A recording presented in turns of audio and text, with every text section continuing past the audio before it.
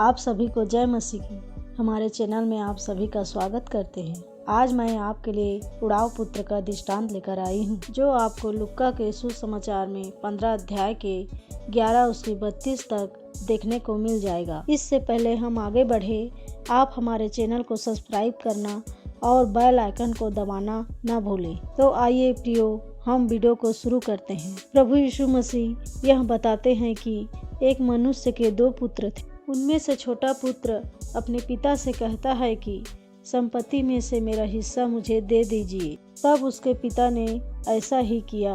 उसके पिता ने संपत्ति का जो भाग उसके छोटे पुत्र का था उसे दे दिया। तब कुछ दिनों बाद वह छोटा पुत्र अपनी संपत्ति का बंटवारा करके दूर देश को चला गया और वहां जाकर उसने अपनी सारी संपत्ति को कर्म में उड़ा डाली, जैसे खाना पीना, ऐश आराम करना और गलत संगति करना। एक दिन जब उस देश में अकाल पड़ा तो बाइबल बताती है कि वह कंगाल हो गया और उसके पास कुछ भी न बचा। प्रियो, ध्यान देकर इस उड़ाव पुत्र ने जो संपत्ति उसे मिली थी उसका सही इस्तेमाल नहीं किया। उसने गलत मित्र बना लिए जो कि उसके साथ तब तक ही थे जब तक उसके पास पैसा था। आज भी हम ऐसे ही देखते हैं कि जिसके पास पैसा होता है उन्हीं से लोग पूछते हैं कि तू कैसा है। कोई भी किसी दरिद्र या गरीब से मित्रता नहीं करना चाहेगा, क्योंकि उसके पास पैसा, धन, संपत्ति नहीं हो और न ही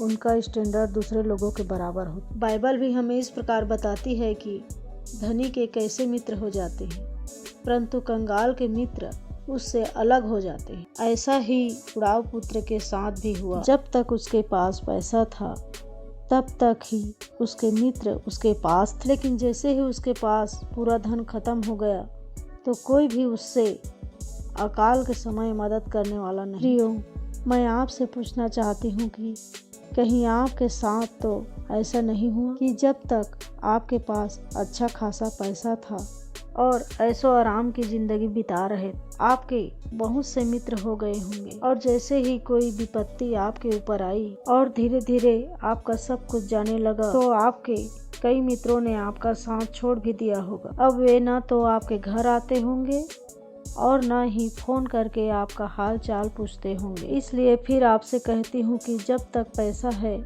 तब तक ही लोग आपको पूछेंगे कि तू कैसा है। प्रियो, बाइबल हमें बताती है जैसे ही उस पुत्र की संपत्ति समाप्त हो गई और उसके पास कुछ न बचा तो उस देश में ठोकरें खानी पड़ी। सब लोगों ने उसे ठुकरा दिया और अंत में वो उस देश में ही रहने लगा। एक व्यक्ति के पास रहने लगा जिसने उसे अपनी सुअर चराने का काम दे दिया। और यही नहीं, उस व्यक्ति ने उसे भोजन देने की बजाय उससे यह कहा कि उसे वही भोजन करना पड़ेगा जो सुअर खाता है। अर्थात उसने उसे अपना पेट भरने के लिए फलियों खाने के लिए कहा जिन्हें सुअर खाते थे। कुछ दिनों तक वह ऐसे ही दुर्दशा में पड़ा रहा और फिर कुछ समय पश्चात उसे स्मरण आया कि मेरे पिता के घर में काम करने वाले नौकरों को भी इससे कहीं ज्यादा अच्छा भोजन मिलता है। अब यहाँ पर मैं एक बात आपको बताना चाहती हूँ। प्रियो, जब तक उस देश में अकाल नहीं आया और इसे सुअरों के साथ भोजन नहीं करना पड़ा, तब तक उसे अपने पिता का घर याद नहीं आया। यह अकाल उसके जीवन में आशीष लेकर आया, क्योंकि इसी अकाल के समय वह यह सोचने के लिए मजबूर हो गया कि उसके पिता के घर में नौकरों की दशा ज्यादा। वैसे ही जब तक हमारे पास सब कुछ पर्याप्त मात्रा में और अच्छे से अच्छा होता है तब तक उसकी कीमत हमें समझ में नहीं आती, और जब तक हम किसी विपत्ति या संकट में नहीं पड़ते तब तक हमें भी पिता की याद नहीं आती। मैं आपको बता दूं कि आज बहुत से मसीही लोगों का जीवन भी ऐसा ही है। जब तक उनके पास सब कुछ होता है तो कभी परमेश्वर को याद नहीं करते। इसलिए आप मुझे क्षमा कर दें। तब फिर वह उपवास के साथ प्रार्थना करते हैं। उस समस्या से निकलने के लिए कहीं आपका जीवन तो ऐसा नहीं है जिसमें आप सिर्फ जरूरत पड़ने पर ही परमेश्वर को पुकारते हैं। आगे हम देखते हैं कि जब उस उड़ाव पुत्र को इस बात की सुधि आई, उसके पिता के घर में नौकरों को भी पेट भर भोजन मिलता है और मैं यहाँ भूखा मर रहा हूँ, तो उसने अपने मन में यह विचार किया कि मैं अपने पिता के घर वापस चला जाऊंगा तथा अपने पिता से क्षमा मांगूंगा और कहूंगा मैंने स्वर्ग के विरोध में और आपके विरोध में पाप किया है, इसलिए आप मुझे क्षमा कर दें। और कहूंगा मैं तेरा पुत्र कहलाने के योग्य नहीं रहा, इसलिए मुझे अपने मजदूरों की तरह रख ले। क्योंकि वह जानता था कि उसका पिता प्रेमी और दयालु है और वह उसे माफ जरूर करेगा। उसके बाद हम देखते हैं प्रियो, वह इन सब बातों को सोचने के बाद उठकर अपने पिता के घर चल पड़ा। उड़ाव पुत्र जानता था कि उसका पिता उससे प्रेम रखता है, इसी वजह से उसने घर लौटने का फैसला किया। प्रियो, यही विश्वास है कि जो उस उड़ाव पुत्र के जीवन में हम देखते हैं कि उसने अपना जीवन बर्बाद करने और अपना सब कुछ खो देने के बाद भी यह विश्वास रखा कि उसका पिता उससे प्रेम करता है। हो सकता है कि शायद आपने भी गलत संगतियों में, पाप में अपना जीवन बर्बाद कर लिया हो, तो ऐसा कभी ना सोचें कि प्रभु आपसे प्रेम नहीं करेगा या आप जैसे प्रभु के पास वापस जाएं। याद रखिए प्रियो, परमेश्वर इस दुनिया में सबसे ज्यादा प्रेम आपसे करता है, इसलिए उसने आपको बचाने के लिए अपना इकलौता बेटा बलिदान होने के लिए दे दिया। इसलिए परमेश्वर के प्रेम पर कभी भी संदेह न करें। आगे हम देखते हैं प्रियो,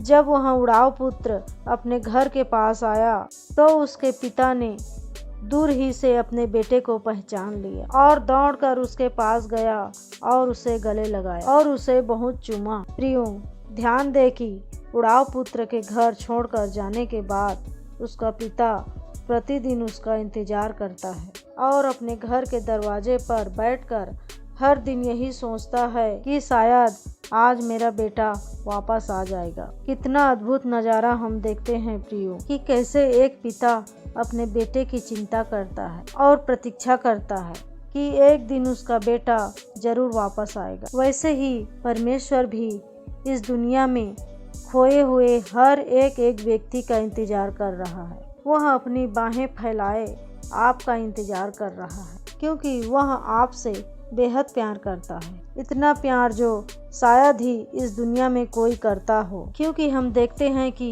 इस दृष्टांत के द्वारा यीशु मसीह ने लोगों को अगापे प्रेम के बारे में बताया। जैसे कि आगे हम इस दृष्टांत में देखते हैं कि जब वह उड़ाव पुत्र अपने पिता के घर वापस आया तो न सिर्फ उसके पिता ने उसे गले से लगाया, परंतु पिता ने दासों से कहा कि जल्दी से एक अच्छे से अच्छा वस्त्र लाओ, मेरे बेटे को पहनाओ और उसके हाथ में अंगूठी और पाँव में जूतियां पहनाओ और एक पला हुआ पशु मारकर पकाओ, ताकि हम सब आनंद मनाएं। क्योंकि पिता इस प्रकार कहता है कि मेरे यह पुत्र मर गया था फिर जी गया है, खो गया था अब फिर मिल गया है, और वे आनंद करने लगे। प्रियो, बाइबल हमें बताती है कि जब कोई पापी अपना मन फिराता है तो उस मन फिराने वाले पापी के लिए परमेश्वर के सामने स्वर्गदूत आनंद करते हैं। प्रियो,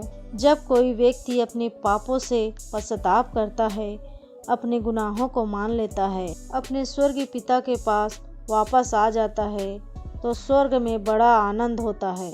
क्योंकि प्रभु की कभी भी यह इच्छा नहीं थी कि कोई भी व्यक्ति नाश हो। परमेश्वर पिता सबको अपना मन फिराने का अवसर देना चाहते हैं। वह हम सब से प्रेम करते हैं और हर एक भटके हुए का इंतजार कर रहे हैं कि वह वापस आ जाए, ताकि उसे गले लगाकर चूमे और उसके साथ अनंत काल तक आनंद करे। लेकिन प्रियो, इस दृष्टांत में हम देखते हैं कि जब पुत्र वापस आता है तो उसका बड़ा भाई इस बात से खुश होने के बजाय अपने पिता पर नाराज होता है, क्योंकि जब वह अपने खेत से अपने घर पर आता है तो वह अपने घर से गाने बजाने और नाचने का शब्द सुनता है। तब वह अपने दास को बुलाकर पूछता है कि यह क्या हो रहा है। तब वह दास बड़े बेटे से कहता है कि तेरा भाई वापस आ गया है और तेरे पिता ने उसके लिए एक पला हुआ पशु भी मरवाया है। अपने दास से यह बात सुनकर वह क्रोध से भर जाता है और घर के अंदर नहीं जाता, परंतु जब पिता अपने बड़े बेटे को बाहर खड़े देखता है तो वह उसे जाकर मनाने लगता है। उसका बड़ा बेटा उसको उत्तर देता है कि मैं इतने वर्ष से तेरी सेवा कर रहा हूँ, परंतु तूने कभी भी एक बकरी का बच्चा भी नहीं दिया कि मैं अपने मित्र के साथ आनंद कर सकूं। परंतु जब तेरा यह बेटा वेश्याओं में अपनी संपत्ति उड़ाकर वापस आता है तो तू उसके लिए एक पला हुआ पशु कटवाता है। बड़े बेटे की यह बात सुनकर पिता उससे कहता है कि सर्वदा तू मेरे साथ रहता है, जो कुछ मेरा है वह सब तेरा ही है, इसलिए आनंद कर और मगन हो, क्योंकि तेरा भाई मर गया था फिर जी गया है। उस देश में ठोकरें खानी पड़ी। प्रियो, इस दृष्टांत में हम देखते हैं कि वह बेटा जो खो गया था, जब वह वापस आता है तो वह अपने पिता के घर में होता है। जब वह वापस आता है तो वह अपने पिता के घर में होता है। लेकिन जो बेटा अपने पिता को छोड़कर नहीं गया, वह उसके घर के बाहर होता है। क्या आप इस अंतर को समझ पा रहे हो? आपको मैं बता दूं कि प्रभु ने कहा है कि जो पहले हैं वह पिछले होंगे और जो पिछले हैं वह पहले होंगे। क्या आपने इस बात पर भी ध्यान दिया है कि बड़ा भाई अपने छोटे भाई को ढूंढने के लिए नहीं जाता है? वह अपने पिता को रोज दरवाजे पर बैठा देखता होगा, लेकिन कभी उसने अपने पिता की उस दशा को देखकर अपने पिता से यह नहीं कहा कि मैं अपने छोटे भाई को ढूंढने के लिए जाता हूँ। वैसे ही प्रियो, आज बहुत से लोग हैं जिन्हें खोए हुए लोगों को प्रभु पास लाने का कोई बोझ नहीं है। प्रियो, यह कहानी हमें उत्साहित करती है कि हमारा हृदय उस पिता के समान होना चाहिए जो अपने बेटे का वापस आने का बेसब्री से इंतजार करता है। बाइबल हमें बताती है कि हम में मसीह का मन है, और यदि मसीह मन में है तो खोए हुए लोगों के प्रति प्रेम हमारे मन में होना चाहिए। अगर हम सच्चे विश्वासी हैं और अपने स्वर्गीय पिता से सच्चा प्रेम रखते हैं तो हम भटके हुए लोगों को और अपने प्रेम से उसके दिल को जीतना है, क्योंकि ध्यान रखिए प्रियो कि परमेश्वर प्रेम है और वह आज भी हर एक भटके हुए व्यक्ति का इंतजार कर रहा है। अंत में एक सवाल मैं आप लोगों के लिए छोड़ना चाहती हूँ। आपके पास कैसा दिल है, उस पिता के जैसा या उसके बड़े भाई जैसा? अपने उत्तर हमें कमेंट बॉक्स में जरूर बताएं। आशा करती हूँ प्रियो, उड़ाव पुत्र का यह दृष्टांत आपके लिए आशीषमय रहा होगा। अगले वीडियो में एक नए विषय के साथ आपसे फिर मुलाकात होगी। तब तक के लिए आप सबको जय मसीह की।